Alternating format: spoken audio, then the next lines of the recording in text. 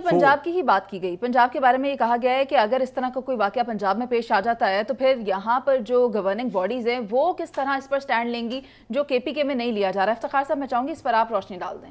میں تو بڑا کلیئر ہوں، میں تو ڈے ون سے کہہ رہا ہوں کس نے معاہدہ کیا، کیوں آئے، کیا نام ہے، کیا شناخت ہے ان کی، کیا شرائط تھیں، کدھر گئے، ان کو ٹریک کرنے کا طریقہ کار کیا ہے، پرسوں کے واقعے سے لے کے اب تک کتنوں کو گرفتار کیا گیا، کتنے لوگوں کو ٹریک کیا گیا۔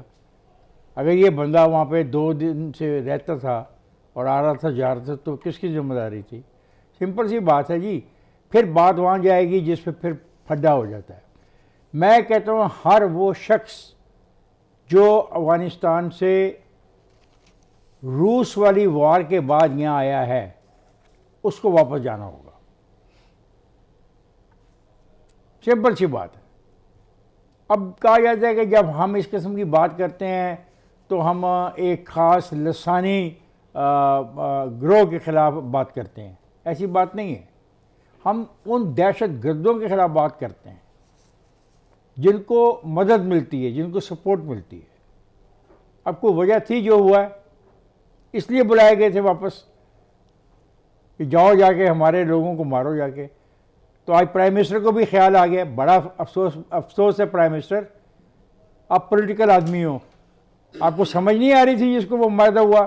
کیا آپ نے کسی وقت بھی اس معاہدے کے بارے میں بات کی؟ آپ کی پارٹی نے بات کی؟ آپ کی پارٹی نے مطالبہ اس وقت کیا جب ایک سابق جنرل یہ کام کر رہا تھا؟ کمال ہے، عجیب قسم کی سیاست آپ کر رہے ہیں اس ملک میں۔ جب آپ کو یہ سوال کرنا چاہیے تھا اس وقت آپ نے سوال کیا نہیں، آج آپ اس لیے سوال کر رہے ہیں کہ آپ کو پرائم منسٹر ہیں۔ یہ بند کریں اس قسم کی جو سیاسی گمکس ہے، اور نہیں اگر ہوتا تو ان کے حوالے کر دیں فوج کے، اور فوج کو کہہ چلائے۔ اور ہو سکتا ہے، مطلب ہمارا آئین کہتا ہے کہ اگر سول ایڈمنسٹریشن ناکام ہو جائے تو پھر وہاں پہ کنٹرول کرنے کے لیے the civil administration can call upon the armed forces to support under 145 under 145۔ تو میں سمجھتا ہوں کہ کتنے اور تجربے کرنے ہم نے، ابھی اور کوئی انتظار ہے؟ پہلے تو مجھے لسٹ پرائم منسٹر صاحب چاہیے۔ You are a prime minister, یہ آپ کی ذمہ داری ہے، آپ مطالبہ کریں کہ وہ لسٹ آپ کو پرووائڈ کی جائے، اور آپ تشریف لائیے ذرا اسمبلی میں۔ آپ تو اسمبلی نہیں آ رہے، آپ اسمبلی میں آئیں اور لسٹ کو پڑھیں، اور تمام ایجنسیوں سے کہیں کہ بھئی یہ جو بندے آئے تھے کہاں گئے، کدھر گئے، کہاں رہ رہے ہیں، کیا کر رہے ہیں، اس سے شروع کر دیں۔ میں آپ سے یہ نہیں کہتا کہ آپ کو بہت بڑی کوئی کمپین جس کے یہ نوید نے کہا کہ پتہ نہیں ہم کیا کر دیں گے، اب آئے تم کچھ نہیں کر سکتے۔ جو خرابی ہوئی ہے نا پہلے اس پہ کو ڈھونڈو کدھر گئی ہے۔ سر جو مارے گئے وہ عام آدمی تو نہیں تھے، وہ بھی تو وہی تھے جو امن و امان کا قیام کرنے میں وہاں پہ ہو گیا پہلی فہرست میں موجود ہوتے آ گیا ہے۔ خیبر پختونخوا کی پولیس غالباً سٹرائک پہ جانے والی ہے، and it will be a very serious thing. یہ کسی ریاست کے کا ایک ادارہ اگر چلا گیا اس طریقے سے تو بہت خوفناک صورتحال ہوگی۔ اس کا مطلب ہے بلوچستان میں کہتا ہوں south valley, south valley, south valley, تو پھر یہ علاقے بھی ساؤتھ ویلی ہو جائیں گے۔ جی افتخار صاحب، اس میں سیاست نہیں ہمیں کرنی چاہیے، اور یہ سیاسی جو بیان بازی ہوئی ہے اور جو سیاسی بیان کی اس کو عادت ہے کہ تدفین سے پہلے ہی خط لکھ دیا گیا، تدفین کے بعد خط لکھا گیا۔ انہوں نے یہ کہا ہے کہ یہ گورنر کے پی کے کی جس پہ اس نے کہا ہے تدفین، کہ قانون نافذ کرنے والے اداروں کی رائے لی ہے، بس اتنی بات کی ہے۔ اس نے یہ نہیں کہا کہ الیکشنز پوسٹ پون کر دی جائے، اور اس کے ساتھ اس نے کہا کہ سیاسی جماعتوں کو بھی اعتماد میں لیے۔ 2 پوائنٹس ریز کیے ہیں، دونوں بڑے ویلڈ پوائنٹ ہیں۔ یہ تدفین سے پہلے خط لکھتا، یہ تدفین کے بعد خط لکھتا۔ خط میں اس نے 2 پوائنٹ ریز کیے ہیں۔ ون کہ قانون نافذ کرنے والے ادارے مین آرمی، کانسٹیبلری، جو وٹ ایور دے، اور سیاسی جماعتوں کو اعتماد میں لیا جائے۔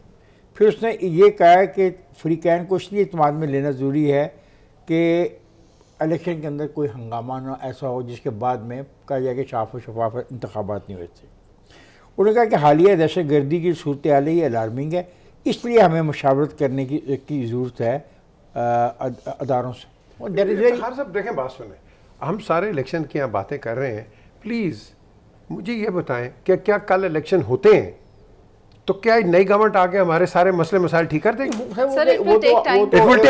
وہ تو بڑی پولیٹیکل ڈیبیٹ ہے نہیں. جو یہ جو ادھر جو تدفین والی جو بات ہے, انہوں نے یہ نہیں کہا کہ الیکشن نہیں کراؤ.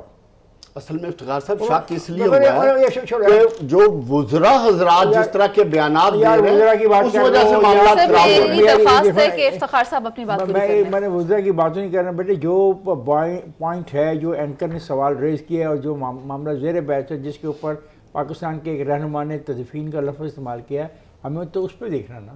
باقی رہنماؤں نے تو بیان دیا نا, تبھی تو یہ معاملات. بھائی میری باقی رہنماؤں کے ساتھ کوئی لینی دینی نہیں ہے. میں نے یہ دیکھنا ہے کہ جس صوبے میں انتخاب ہو رہا ہے اور وہ وہاں کا جو آئینی اس کا رسپانسیبل آدمی ہے وہ گورنر ہے. اور کیا کہہ رہا ہے گورنر 2 پوائنٹ کہہ رہا ہے کہ قانون نافذ کرنے والے اداروں کی رائے لے لو اور اداروں کے ساتھ ساتھ سیاسی جماعتوں کو اعتماد میں دو. بتاؤ اس میں تم کس بات پہ اعتراض؟ سر اس پر اعتراض نہیں ہو سکتا. جاوید صاحب آپ کی جو رائے ہے وہ آ چکی ہے, اور سر گورنر پنجاب نے بھی کچھ اسی طرح کی بات کی ہے. انہوں نے اکانومی اور پھر اس نے بھی بلایا اس کو بزدار کو, یعنی دیکھو انٹرسٹنگ بزدار کو, یس پارلیمنٹ لیڈر اس نے کہا میں پارلیمانی لیڈر بزدار کو بھی میں دعوت دیتا ہوں کہ آ کے بیٹھ کے بات کریں. تو اچھی بات ہے. آئی ڈونٹ نو آپ لوگ ہر چیز کو کیوں کھیلنا چاہتے ہیں. مطلب ایسی کون سی سچویشن آ گئی کہ بیٹھ بابا یہ جو ڈسکس کرنا چاہ رہے ہیں, یعنی وہ تم سے بہتر جانتے ہی ہیں.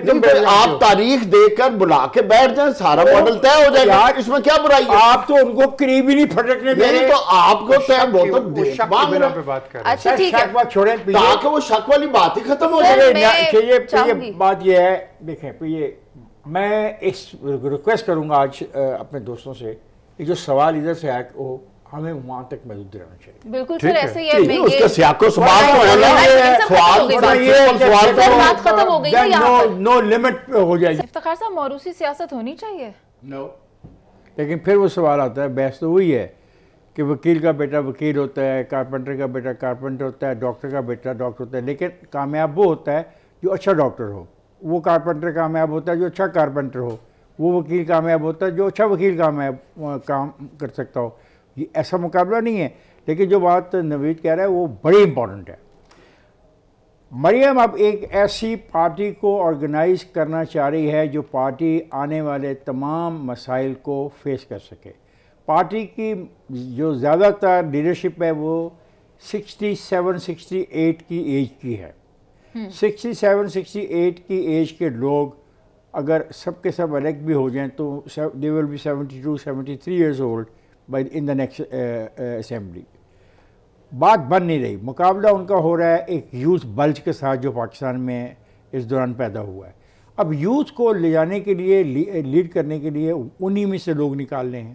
فیصلہ جو ہوا وہ یہ ہوا ہے کہ پہلی چوائس دے رہی ہے پارٹی کہ آپ اپنے بیٹے, بھانجے, بھتیجے, دماد, بھائی کے بیٹے کو آپ پارٹی میں دے دیں اور ہم ان کو اسی کانسٹیچوئنسیز میں کوشش کریں گے کہ تمام اسٹڈی کر کے اکاموڈیٹ کریں. پہلی چوائس انہی کی ہے. لیکن اگر وہ چوائس نہیں دے رہے اور وہ ضد کر لیتے ہیں تو پھر ان کے لیے یہی ہے کہ بھائی اچھے دوستوں کی طرح ایک دوسرے کو خدا حافظ کہہ کے بیٹھ جائیں. اور یہ انہوں نے اکثریت نے وعدہ کیا ہے کہ ان حالات میں وہ اپنی جو بیٹے, بھانجے, بھتیجے, دماد شماد دیں گے اور اس پالیٹکس کو آگے لے جائیں گے. مریم کو 2-3 سال لگیں گے پارٹی کو ایک نئی پارٹی بنانے کی. ایک پارٹی ہے جو چلی آ رہی تھی, پاکستان مسلم لیگ نواز. اب یہ جو پارٹی بنے گی یہ ایک نئی پولیٹیکل پارٹی ہوگی. اور یہی پرابلم آ رہی ہے اپنا دوسری طرف پاکستان تحریک انصاف کو بھی, کہ پاکستان تحریک انصاف کی جو قیادت ہے شکت عمران خان کی شکل میں ہو, شفقت محمود کی شکل میں ہو, یا دوسرے پرویز خٹک کی شکل میں ہو, یہ جو ملتان والا نوجوان ہے, شاہ محمود کی حکم میں, یہ 68, 69, 70s کے ہیں. وہ اپنے نئے بچوں کو, اپنے فیملی کے نئے لوگوں کو سامنے لا رہے ہیں. سو 2 young parties may emerge in the next coming election.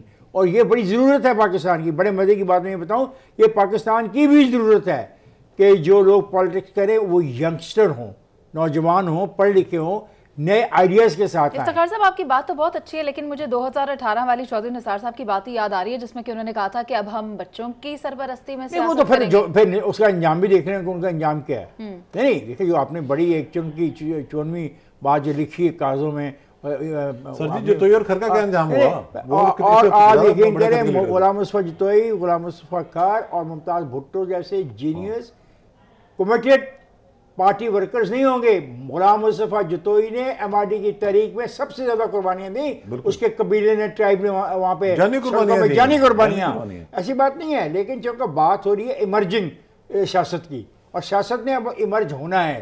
ایک طرف تحریک لباس پاکستان کو دیکھیں جی، نوجوانوں پر مشتمل ایک ایمرجنس ہے، بالکل ہے، ویدر آپ کو پسند ہو یا نہ پسند ہو، ٹھیک۔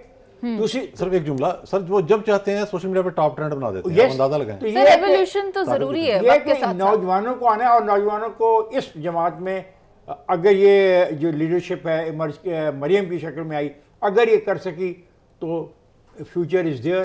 ادروائز یہ پارٹی بھی دوسری پارٹیوں کی طرح، دیکھیں اے این پی ختم تو نہیں ہوئی، اے این پی از دیئر،